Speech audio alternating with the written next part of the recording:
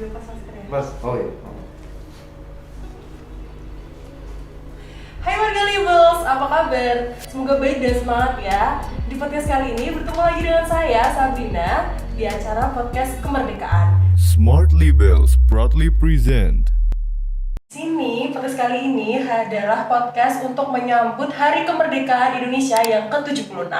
Dan di sini saya tidak sendiri karena saya kehadiran narasumber yang luar biasa, yaitu Bapak Mulyadi SPD, adalah guru sejarah SMA Negeri 15 Semarang. Halo, selamat pagi Pak Mul. Selamat pagi. Apa kabar Pak? Alhamdulillah sehat. Alhamdulillah. Oke. Assalamualaikum. Waalaikumsalam. Oke, karena hari ini bertepatan dengan Hari Kemerdekaan, kali ini saya dan Pak Mul akan berbincang-bincang nih mengenai Hari Kemerdekaan Indonesia. Nah, Pak Mul ini kan diketahui guru sejarah Indonesia ya Pak ya. Pasti tahu dong Pak cerita dari sejarah kemerdekaan Indonesia. Mungkin Pak Mul bisa cerita sedikit bagaimana sih Pak proses rakyat Indonesia memperjuangkan kemerdekaan Indonesia? Kalau mengalami enggak ya? Iya. Karena saya termasuk periode Orde Baru ya kan, Orde Baru. Tetapi kalau membaca sering mengenai kemerdekaan itu ya kan. Memang 1945 kan awalnya kita 42 jajah Jepang setelah lepas dari Belanda ya kan. Memang awal-awal Jepang itu sangat baik sekali ya. Dalam artian dia itu menampakkan satu sifat yang manis ya kan. Itu ditunjang dengan satu faktor intern bahwa pada saat itu masyarakat kita itu percaya dengan adanya ramalan Jayabaya. Ramalan Jayabaya itu mengatakan bahwa nanti kelak ada satu bangsa yang datang mengaku saudara tua, bertubuh pendek, kulit kuning, mata sipit ya. Nah itu jadi kedatangan Jepang itu juga didukung faktor internal sehingga kemudian saat itu masyarakat juga welcome terhadap Jepang. Tapi dalam perkembangannya kemudian ternyata berbeda sekali ya dalam perjalanan sejarah itu. Ternyata Jepang memang ingin mengeksploitasi kekayaan alam Indonesia ya. Nah sehingga puncaknya tahun 1944 Jepang mulai kalah perang di medan Pasifik.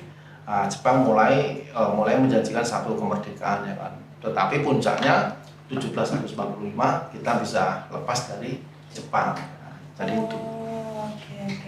Nah, ngomongin soal sejarah nih Pak. Di sini kan pasti banyak sekali warga Libels atau teman-teman di sekolah kita itu menonton video ini. Nah, bagaimana sih Pak cara kita mencintai sejarah dalam arti perjuangan kemerdekaan yang sudah diperjuangkan oleh para pahlawan nih Pak? Mencintai dalam arti bagaimana? Mencintai apa? Mencintai sejarahnya tersebut. Kayak kita suka sama memang sejarah. agak sulit ya karena sejarah kan berputar dalam peristiwa masa lalu ya kan. Jadi terkadang itu faktor kalau dalam pembelajaran itu faktor guru itu sangat berpengaruh terhadap anak suka banget dengan sejarah. Ketika guru itu monoton ya pasti akan malas untuk mengikuti pelajaran sejarah. Ya. Jadi saya pikir kalau dalam proses pembelajaran itu faktor guru sangat berpengaruh bagaimana dia bisa mengkreasi KBM yang masa lalu yang notabene membosankan itu bisa hidup kembali di masa yang akan datang, di masa sekarang. Jadi saya pikir faktor guru ya sangat dominan sekali ya kan. Jadi itu ya kan. Tapi kalau gurunya monoton gitu-gitu aja ya semakin membosankan, tidak bisa hidup ya kan. Makanya kemudian sekali lagi saya itu dalam setiap proses itu kadang saya selingi dengan satu cerita, kemudian imajinasi, lucu ya kan. Nah itu yang membuat siswa akhirnya bisa menarik ya kan gitu. Oke, baik. Nah, apa sih Pak arti dari kemerdekaan menurut Pak Mul sendiri? Kemerdekaan kan sebenarnya kan merdeka dalam artian kalau dulu kan terbebas dari penjajahan. Sekarang kemerdekaan sekarang kan harus betul-betul rakyat Indonesia itu lepas dari berbagai ketidakadilan dan kemiskinan. Bung Karno pernah mengatakan bahwa dulu perjuangan saya itu mudah karena melawan bangsa asing, tapi perjuangan sekarang lebih berat karena melawan bangsa sendiri ya. Bangsa sendiri maksudnya apa? Jadi adanya ketidakadilan, adanya kemudian gap kehidupan antara miskin dan kaya yang sangat tinggi. Ya, itulah yang kita belum merdeka ya kan. Kecuali kalau kita secara umum Indonesia udah merdeka dalam artian tingkat kemampuan sama, tingkat keadilan sama. Itu saya pikir itulah hakikat kemerdekaan. Ya. Nah, ngomongin soal merdeka ya Pak ya.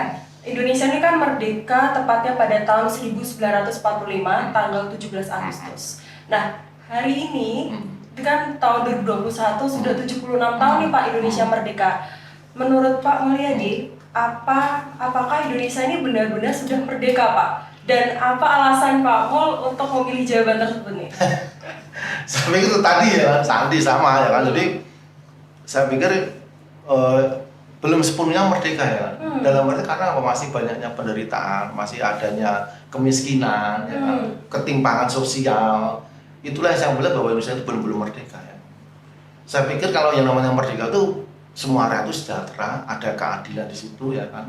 Nah, baru kemudian itulah yang dinamakan hakikat kemerdekaan. Dalam artian ada persamaan hukum, ada persamaan ekonomi dan sebagainya, ya, persamaan pendidikan. Nah, realitanya kan enggak. Ya. Bagaimana hukum selalu tajam di bawah tapi tumpul di atas. Ya. Nah, itu kan sebenarnya belum merdeka. Ya. Nah, untuk mewujudkan itu kan sulit, agak lama juga ya kan.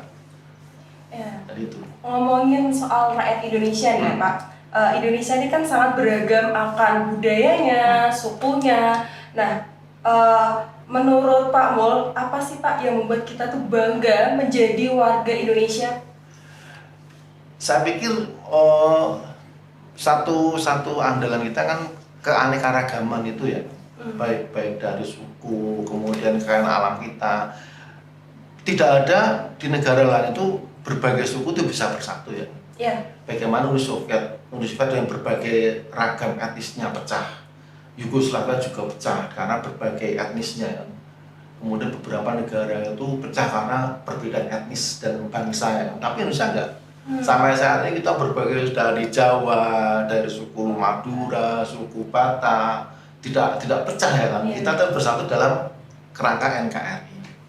Ya kan. Satu-satunya modal kita itu sampai sekarang kebanggaan kita adalah berbagai macam suku tapi tetap tidak terpecah-pecah ya kan. Nah, di sini kan banyak banget nih warga Libels dan juga teman-teman sekolah kita yang menonton nih Pak.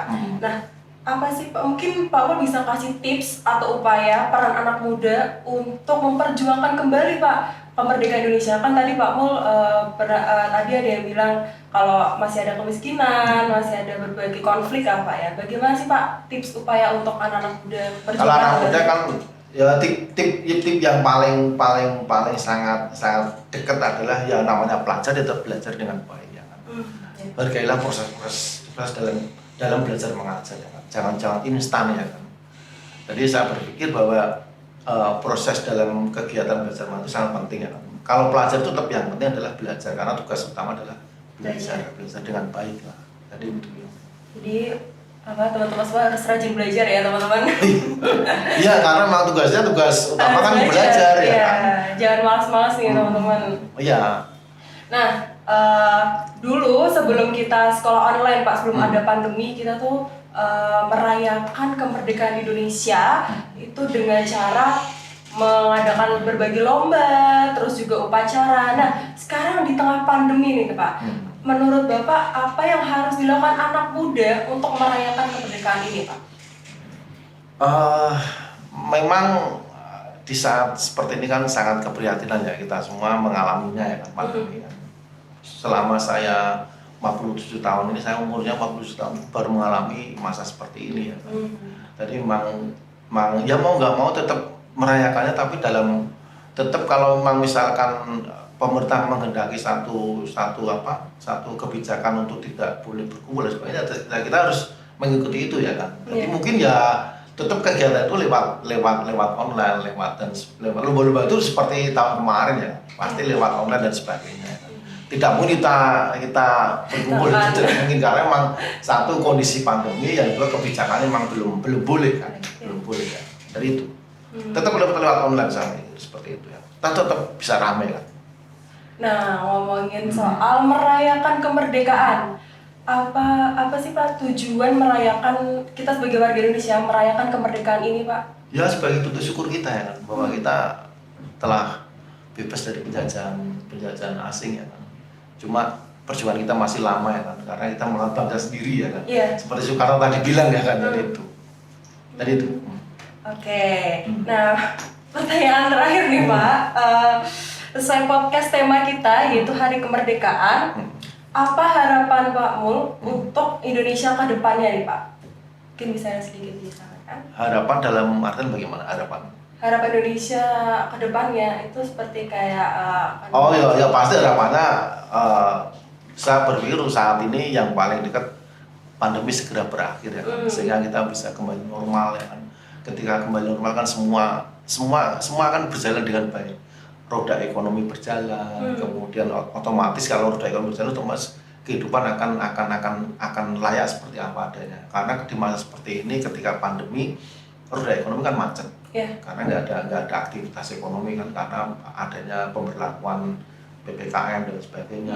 Nah saya berpikir untuk saat ini yang paling saya berharap itu adalah pandemi segera berakhir, kemudian kita akan kembali normal seperti dulu. Kalau walaupun mungkin agak lama juga ya kan, agak lama juga. Mau nggak mau memang seleksi alam ya, dalam artian saya pernah baca bahwa pandemi akan berakhir dengan sendirinya manakala hampir semua orang itu justru terkena infeksi itu, atau mereka telah menjadikan atau telah diimunisasi. Itu pandemi akan berakhir sendiri karena virus itu akan mencari orang-orang yang belum pernah ya kan. Iya. Ketika semua orang telah kena itu maka otomatis virus itu sudah selesai. Iya. Itulah sejarah pandemi akan selesai seperti itu. Baik. Nah, oke, wow, luar biasa sekali warga Libels, podcast hari ini bersama Pak Mulyadi. Semoga apa yang disampaikan Pak Mul bisa bermanfaat untuk kita semuanya. Dan sebelum saya mengakhiri podcast kali ini, saya mau mengucapkan terima kasih Pak Mul sudah hadir di podcast hari ini. Dan saya mau mengucapkan selamat Hari Kemerdekaan Indonesia yang ke-76. Sekian dari saya, see you.